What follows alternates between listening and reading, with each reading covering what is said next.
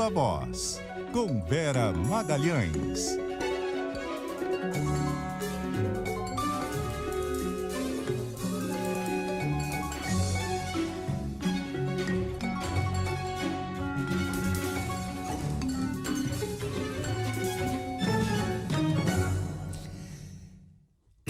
Vera?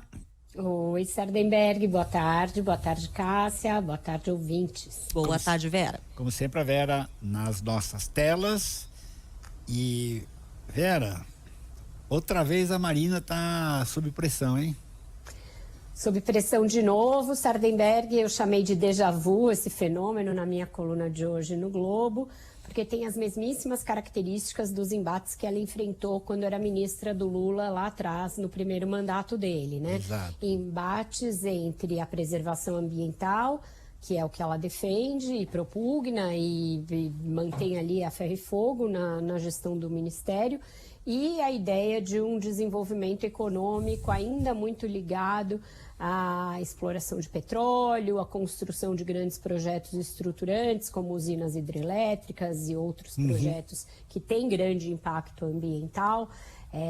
E agora, a questão do momento é essa da exploração de petróleo na chamada margem equatorial, né, no litoral norte lá do país, que pega toda a faixa da Amazônia, que vai do Amapá, e aí chega até o Rio Grande do Norte, uma extensão que tem jazidas já comprovadas de petróleo, que estão sendo exploradas na nossa vizinha ali, na Guiana, e que existe uma grande pressão da Petrobras, de políticos da região e de empresas para que sejam essas jazidas exploradas, porque é a última grande reserva que o Brasil tem ainda não usada e não explorada. Então, vem mais embate pela frente. Esse com o Randolph é um aperitivo, porque são 22 os lotes que tem na região. Isso. Teve negativa para outros 21 estão em análise, mas a tendência do IBAMA, que é comandado por um aliado da Marina, o ex-deputado federal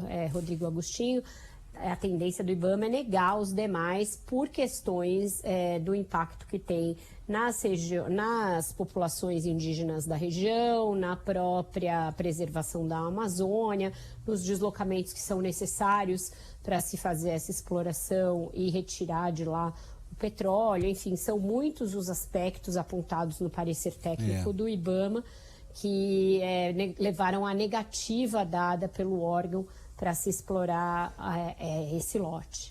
Você sabe que nós, no programa de hoje, a gente entrou com uma reportagem de Macapá, capital do Amapá, com a nossa colega Lorena Lima, e ela estava relatando que hoje, lá em Macapá, tem uma grande mobilização política. Governadores, senadores, deputados e tal, isso aqui, exatamente, eles convocaram uma audiência pública para discutir o caso da exploração de petróleo. Era uma pressão já evidente, né?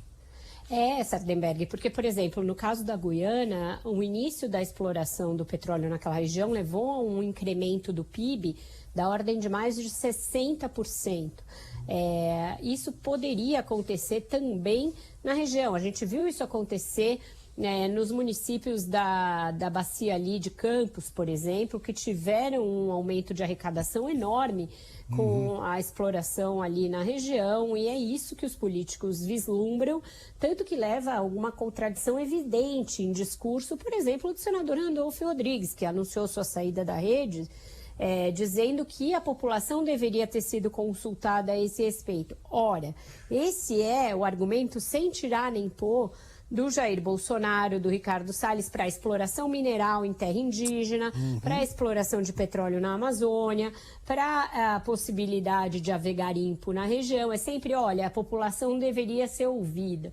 E é claro que a população... Vai dizer que quer, né? Vai dizer que quer. A gente já viu corrida do ouro, já viu corrida da madeira, já viu corrida de várias riquezas naturais. O que acontece?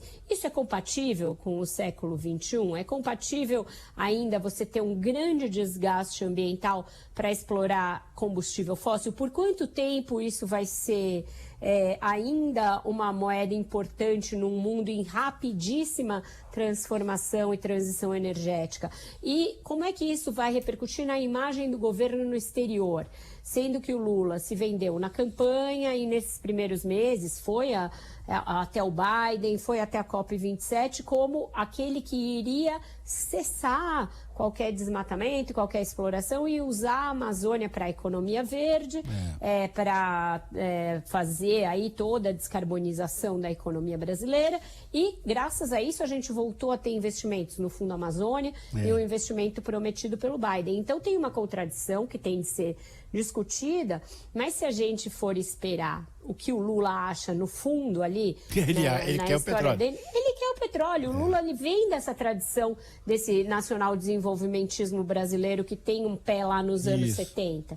Ele não mudou a cabeça dele tanto assim e não passou a se convencer de que a economia verde é viável por si só.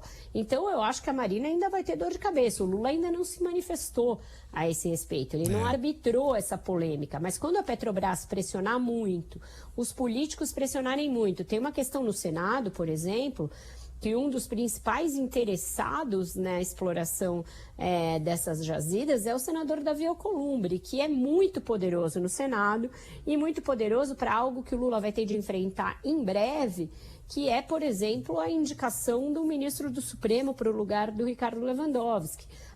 A indicação do Cristiano Zanin pode ficar ali retida quando ele a fizer, né? O Lula ainda não indicou, mas o mais provável é que ele indique o seu advogado Cristiano Zanin. Tem uma possibilidade do Senado segurar essa indicação por ali alguma questão política. E essa é uma questão política importante. Lembremos o tanto que o Davi Alcolumbre segurou a indicação do André Mendonça quando o Bolsonaro mandou, por meses. Então isso pode se repetir de novo com a indicação do Lula para o Supremo, só uma das maldades que podem ser feitas, porque o Senado está de olho nisso.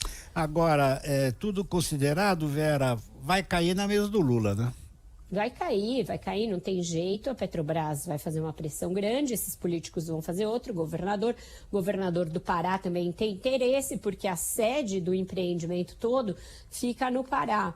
E são 800 quilômetros, Sardenberg, de deslocamento necessário entre onde vai se dar a extração do petróleo e onde é a sede que a Petrobras vai ter. Só o impacto ambiental de você fazer esse deslocamento por terra ou por ar já é enorme. São 3 os povos indígenas que têm ali a sua sede na localidade onde vai haver a exploração. Então não tem diferenciação em relação àquilo que o PT, o PSOL, a Rede criticaram no governo Bolsonaro ao longo dos últimos anos. Inclusive, a pressão para que começasse essa exploração começou no governo Bolsonaro. Então, ontem, quando o Ricardo Salles tirou uma onda com o Randolfo, dizendo bem-vindo ao time, ou ao barco, alguma coisa assim... Eu estava vendo esse tweet agora. Bem-vindo ao time. Ele, na verdade, é uma ironia, né? O Randolfo ficou bravo, mas o Salles teve a sua razão ali. O discurso é o mesmo, essa coisa de consultar a população, do enriquecimento da população, um dilema que o mundo inteiro enfrenta, esse entre o desenvolvimento tradicional baseado em exploração de petróleo e os novos ditames aí da emergência climática e da necessidade de se fazer uma transição. E as contradições existem no mundo todo e elas estão presentes também no Brasil. História que vai rolar muito ainda. Vera Magalhães, obrigado, Vera. Até a semana. Obrigada, meu querido. Um ótimo fim de semana para vocês. Até segunda-feira. Até mais, Vera.